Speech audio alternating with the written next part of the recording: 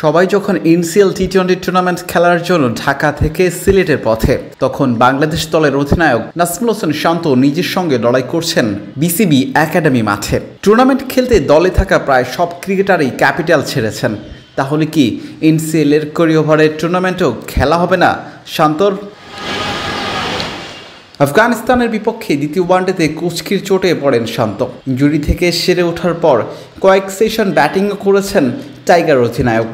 সোমবার একাডেমি মাঠের উইকেটে রানিং বিটুইন দ্য উইকেটের পরীক্ষা দিয়েছেন। স্ট্রাইক প্রান্ত থেকে নন স্ট্রাইক প্রান্ত পর্যন্ত 3 রানের জন্য রানিং করেছেন শান্ত।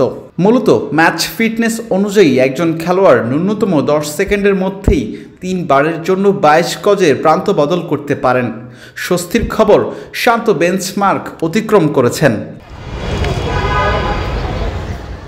ঘরোয়া ক্রিকেট কিংবা আন্তর্জাতিক ম্যাচ খেলতে সবচেয়ে জরুরি ফিল্ডিং করার ফিটনেস, যেটি সর্বোচ্চ গুরুত্বের সঙ্গে দেখেন ট্রেনাররা।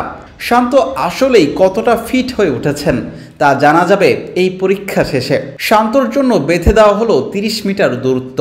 এই ডিস্টেন্স অতিক্রম করতে হবে 4 সেকেন্ডের মধ্যে। ক্রিকেটারদের ফিটনেসের আদর্শ মান অনুযায়ী 4 সেকেন্ডের মধ্যেই দূরত্ব ক্রস করার কথা। অধিনায়ক এখানেও পাস মার্ক তুলেছেন। 3.49 সেকেন্ডে 30 মিটার দূরত্ব অতিক্রম করেছেন 2 বার।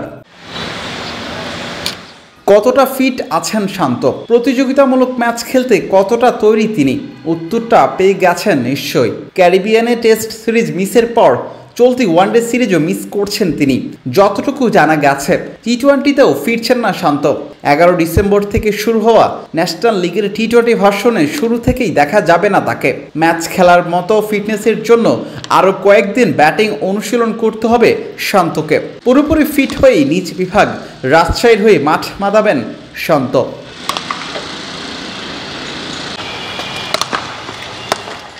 বিলাল হোসেন শিমুল, ক্রিকেট 97।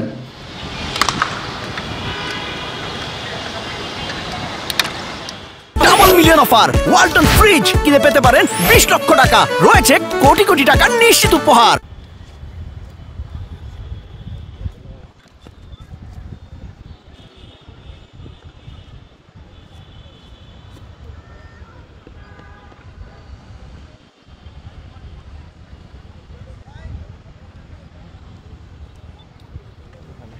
ভালো ছিল।